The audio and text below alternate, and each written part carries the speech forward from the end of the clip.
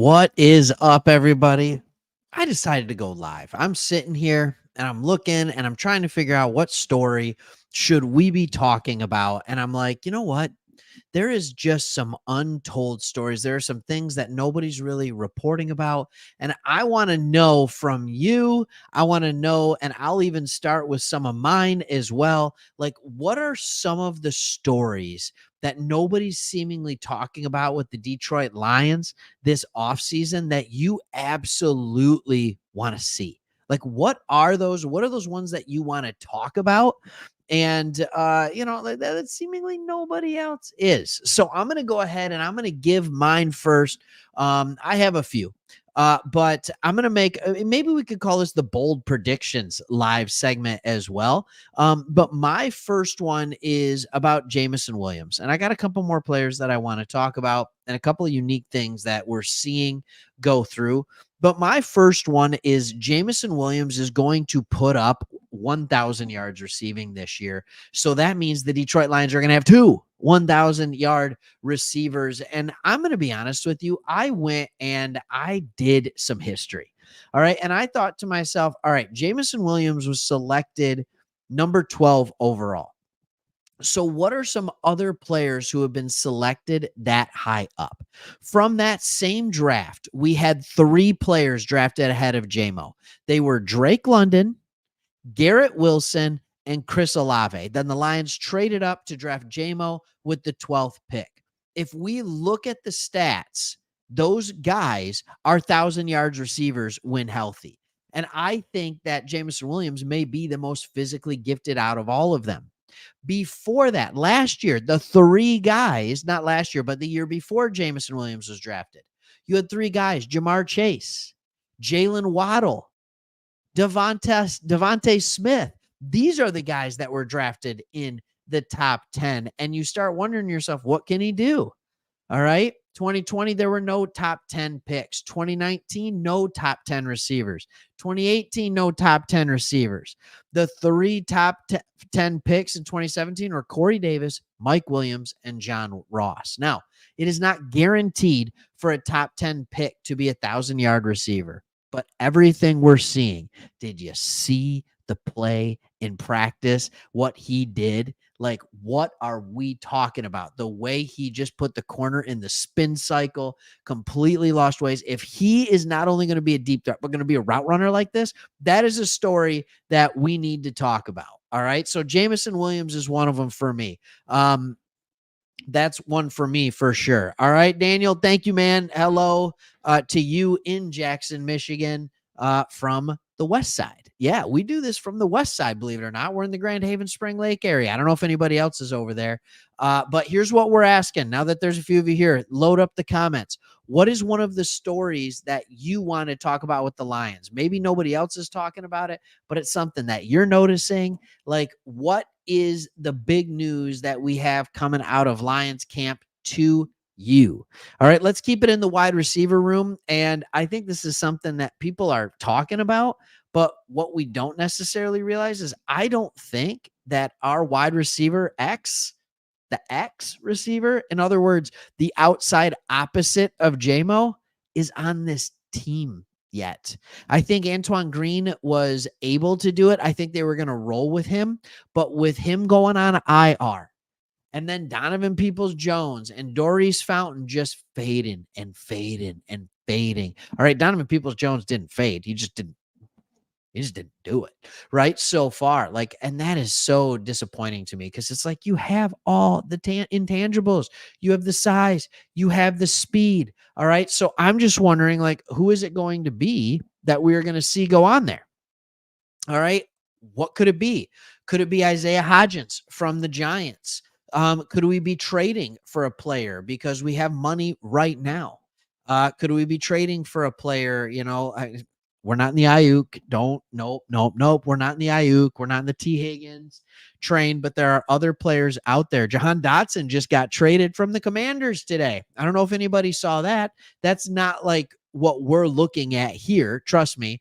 That would not match what we have and what we want as the wide receiver X, but that is one of them. All right. So that's another one. I got a couple more, but Daniel just threw one out there. So we're going to talk about that. The improvement of Hendon Hooker to me is amazing.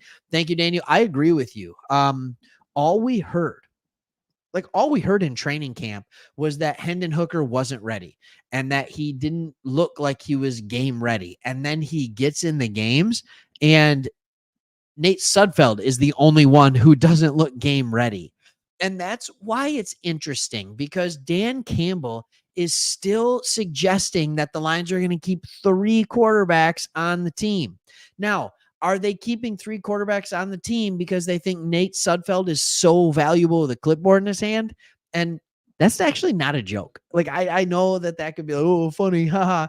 No, it is very valuable to have a quarterback in the quarterback room that also understands how to read defenses, that is that veteran presence and has that good IQ, which Hendon Hooker just may not have yet because he's so young, right? And Nate Sudfeld could. So are they keeping Suds on the team because they want a guy who knows the offense and who can read the defense, or because they don't think Hendon Hooker's ready to come up and start? Like, let's talk about that for a second. But Hendon Hooker, to me, is a similar thing. Like, it's easy to get excited about the shiny new toy in Hendon Hooker.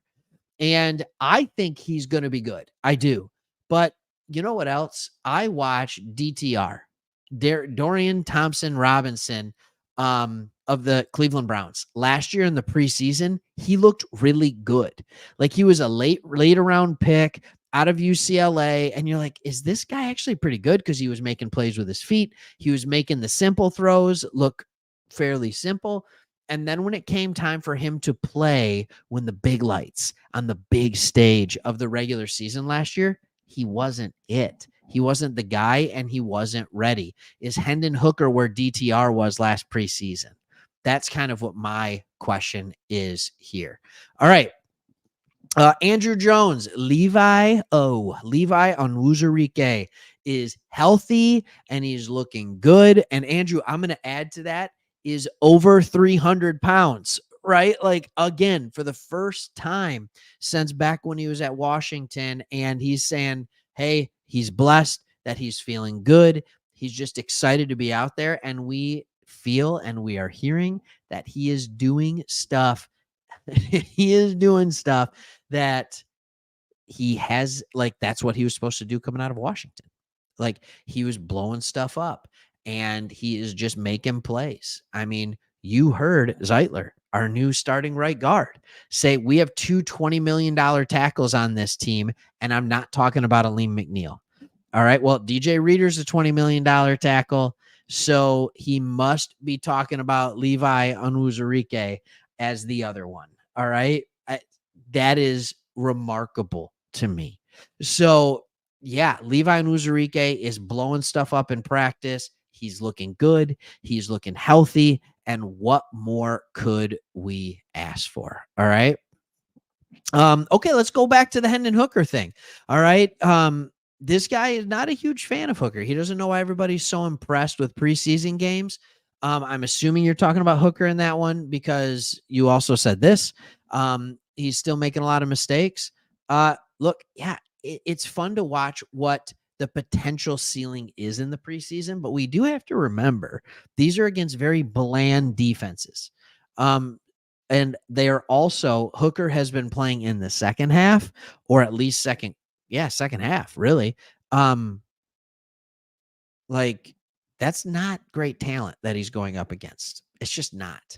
And so, yeah, it's something that we absolutely have to talk about. All right. So if you are just hopping on this live feed, what we are asking the question is, what is the story that you are saying that, or that you're seeing that maybe nobody else is talking about? Or what is the story that has you the most excited through training, not cramp. All right. Hopefully there's no cramps happening here, but through training camp or the preseason that has you so excited. All right. And I'll give you the chance to respond here. Thanks, Super. He said, I like Hooker, but not to make him this all great QB either. He's a backup. That's it. You know what? I kind of agree with you. I think I think that he will turn into a solid defensive, or not defensive. That was me reading another comment. I think he will turn into a solid backup quarterback. And my hope is that he balls out enough in the preseason in a year or two from now that we can trade him. All right, that we can trade him for more draft capital going forward.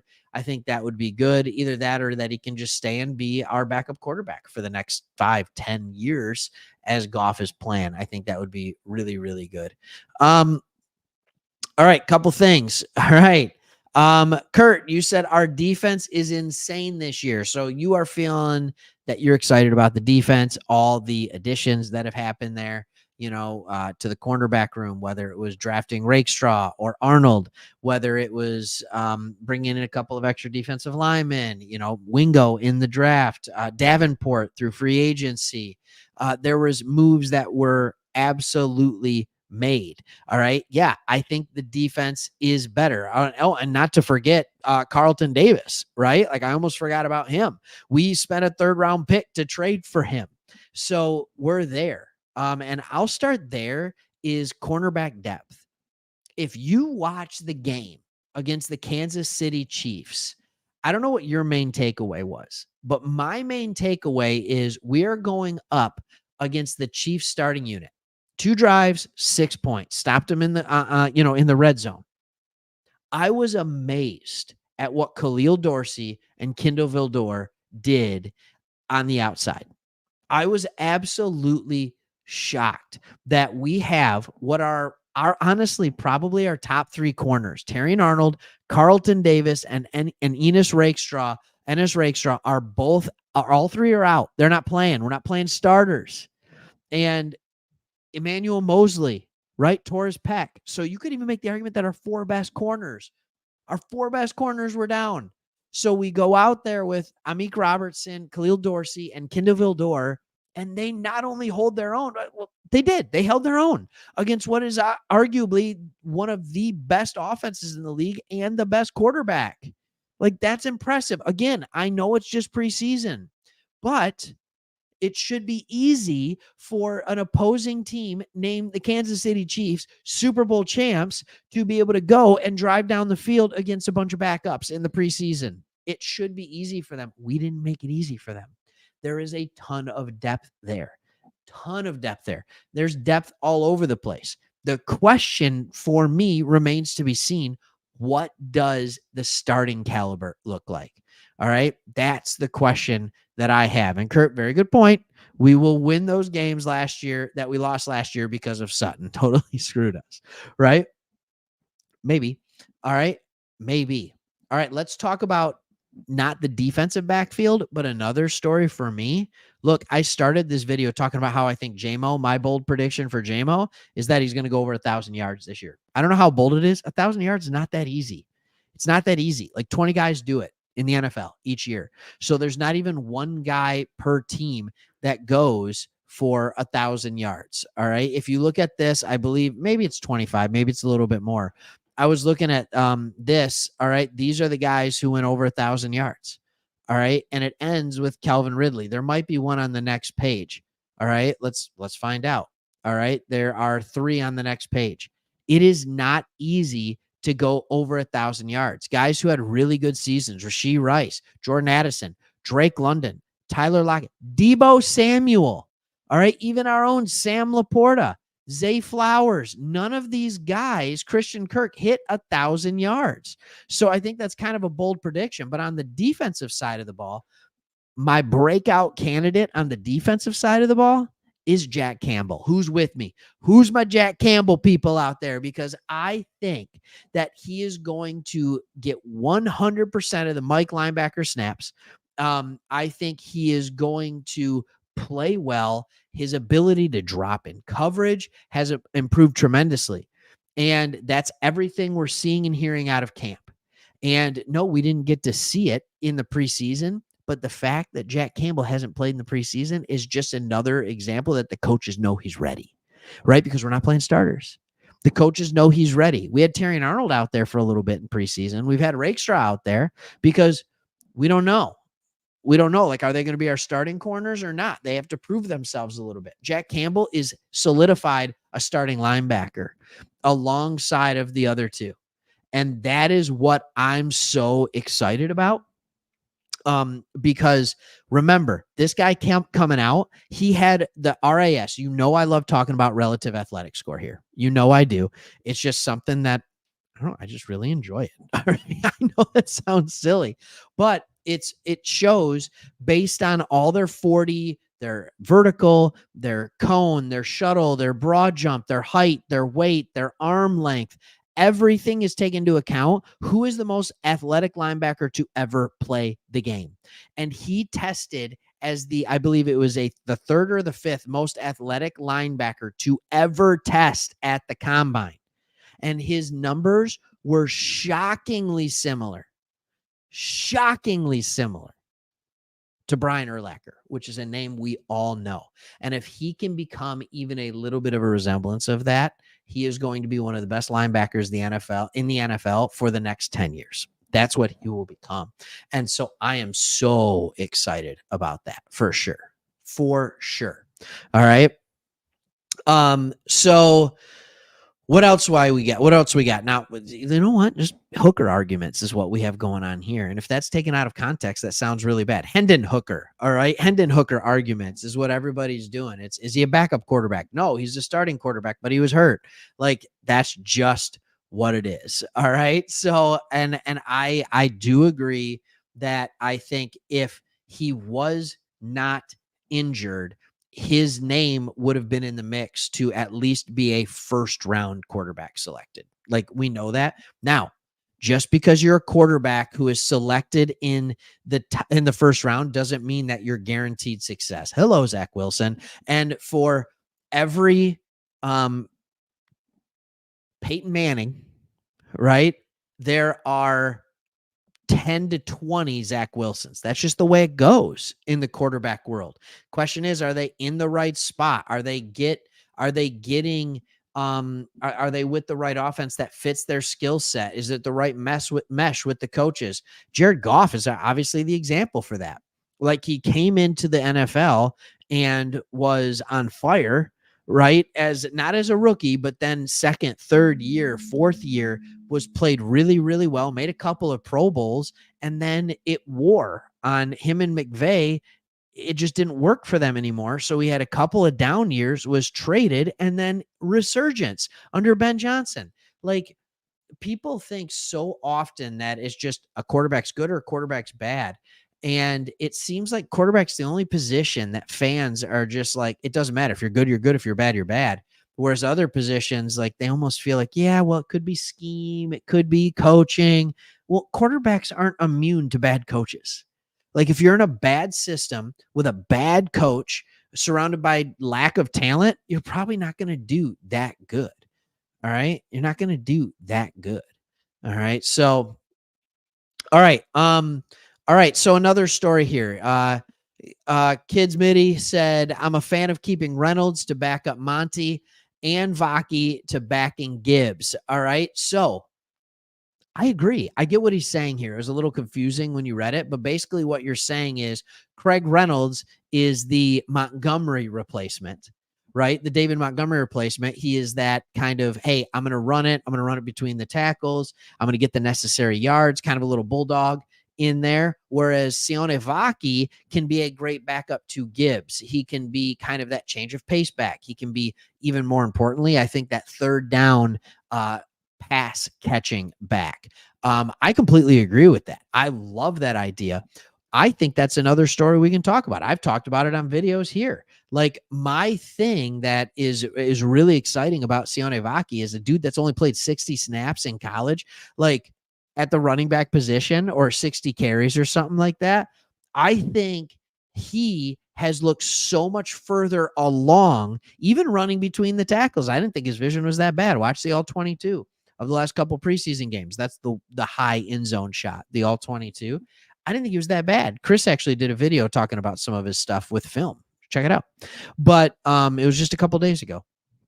And we're trying to see if we can do film on this channel a little bit more. That's a lot of fun, isn't it? doing some film, some breakdowns, all that kind of stuff. That's always a blast.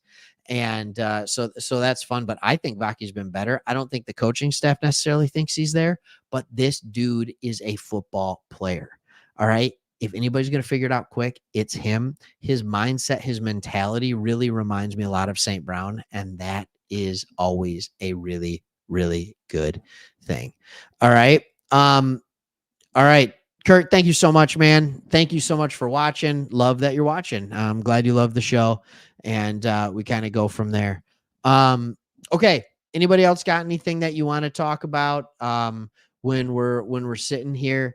I think here's a couple of things for me. Everybody talks about the difference in schedule. So let's talk about the NFL schedule for a second, and hopefully not everybody stops watching at this moment. The NFL schedule is very interesting, and I want to break it down for a lot of people because I think often people don't know what makes an NFL schedule. So every year you have 6 games that go against your division opponents. So obviously every year we play the Bears twice. Hate the Bears. We play the Packers twice. Hate them, just not as much as the Bears. And we play the Vikings twice. All right. Hate them just a little bit in between the Bears and the Packers. So that's 6 games. Every divisional team plays those 6 games. Then your division plays another division. So this year we play inside the NFC. So this year we play the NFC West. So that is the 49ers, that is the Seahawks, that is the Rams, and that is the Cardinals. Everybody from our division plays those 4 teams. So those 4 games are completely common. Then you play another division. This year, I believe we're playing the AFC South. All right. So Colts, Titans, Texans, and Jags. See how that took me a second?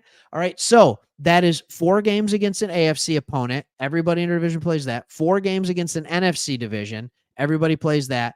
And then the 6 games in your own, that's 14 of the 17 games. Then the last 3 games are done by what you placed in the division the year before. So we placed in first. So our 3 games are against the number 1 team from the NFC South this year. That's the Bucs. The number 1 team from the NFC East this year. All right. That is the Cowboys again. All right. And then the number 1 team from the AFC East, the Bills. So we have Bucs, Cowboys, Bills. Whereas example, the Bears have to play the 3rd place team from each of those divisions. So they play, instead of the Bucs, they play the Panthers. Instead of the Cowboys, they play the Commanders. And instead of the Bills, they play the Patriots. And that's why everybody's talking about how easy the Bears schedule is. But in all actuality, it's only 3 games. It's only 3 games difference. And by the way, the Bears have to play us twice. We get to play them twice. Like, that's kind of the way it goes. So yes, the schedule is going to be easier. And yes, we had an easier schedule last year than we do this year. But I'm going to make the argument that we had an easier schedule last year than this year because the NFC South was a garbage division last year. And that was the division we played against. And we played against the AFC West, which we beat the Chiefs. And then the Broncos, the Raiders, when we played the Raiders, and the Chargers were not good. We beat the Chargers when they still had Herbert, by the way. So, like, that was the reason the schedule was easy, because we played 2 easy divisions. This year, we played 2 more difficult divisions. The gimme games in the AFC South, like, Colts aren't a gimme game. Texans, ooh, what a game. That's fun. All right. Jags, yeah, we smoked them a couple years ago when we played them, but it's a borderline playoff team. The Titans are the only team that's like, that's not a good team. So that's the reason our schedule is harder this year, but I still think this is a 12+ win team. All right. We got Super saying, I think the Lions will win 14 games this year. Ceiling is 16. Can you imagine 16-1? What is going on? Brent saying 14 to 15 wins. Number 1 seed is the goal. I, by the way, agree with that. I think you need to have at minimum the number 2 seed. You want the number 2 seed going into the playoffs, because my guess, based on everything, if Christian McCaffrey stays healthy, You want to have indoor games. You want to be playing, if you're the 2 seed, you want your first 2 games in Detroit, right? And then your third game, you're hoping it's not the Eagles. You're hoping it's the 49ers, and you get to go back to San Francisco, back to the Bay, and finish what you started last year. You're hoping it's somebody like the Cowboys. You're hoping it's Kirk Cousins and the Falcons in the nice, cozy dome, all right, down in Florida or down in Georgia, in Atlanta, like all that kind of stuff. But the number 1 seed is absolutely the goal. All right. The only other thing I want to talk about here on this live before I get out of here is the kicker. Can we talk about it for a second? Throw in the comments, how confident are you in Jake Bates? And by the way, I think the preseason games helped. Missing the extra point did not help. That killed my confidence, but going 4 for 4 in that game restored it a little bit, including a game winner, not to mention a 55-yarder that he made look like a 45-yarder. Not to mention a 53-yarder in New York against the Giants in the rain. Like, are you kidding me? By the way, the Commanders just released Riley Patterson. Anybody remember him as a kicker? So the Commanders just released Riley Patterson. They traded to get Cade York. A 7th round pick is all they gave, and it was conditional. If he doesn't play more than 2 games, then they don't keep him. I still wonder if the Lions will bring in somebody else. But yeah, he's got to, like, if he can have any consistency, like, he doesn't even have to have amazing consistency year 1, right? Here's the question. Would you rather have a guy who can make it consistently more than other players from 50 and beyond, but will miss extra points? Or do you want a guy who's going to make every single extra point, but you just can't run him out there from beyond 50? That's what we had. We had that with Patterson. He was making every kick for us, but we couldn't run him out there over 45. Badgley was making a very large amount of kicks for us, but we couldn't run him over there if it was over 50. And what is it with kickers getting hurt on our team?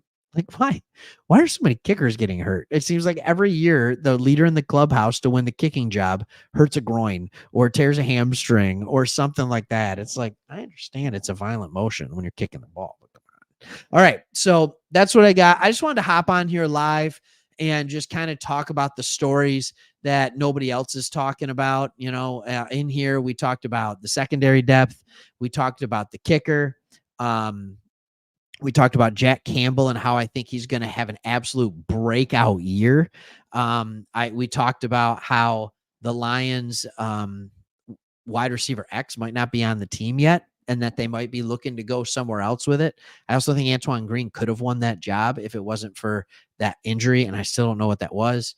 I know it was a concussion, but I don't know what else it was to go on IR from a concussion. That had to be really bad. Pray for him. But I think we might be going somewhere else for that because I know Khalif Raymond right now would be the one that they'd have play it, but that's not what they want to do with Khalif. They don't. I think JMO will go for 1,000 yards. And then we talked a lot about Hendon Hooker as well.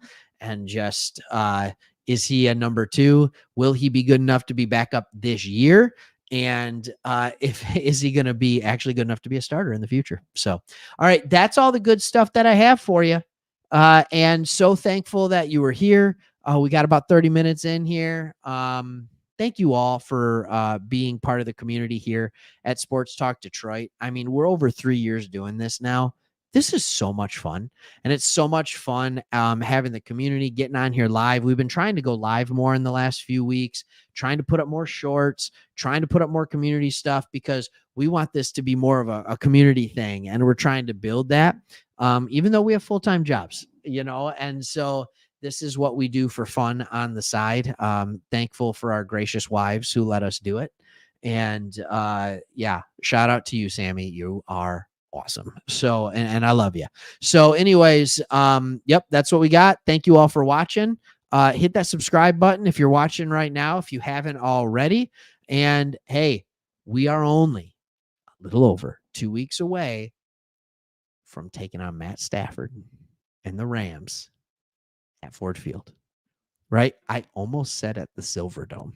I still miss that place. I really do. I understand Ford Field is beautiful, nice facility. You got the brick in there. It gets loud, but oh, the Pontiac Silverdome. Look at that. No, you don't want a stadium there right now, but still nostalgia. All right. Thanks for watching. See you.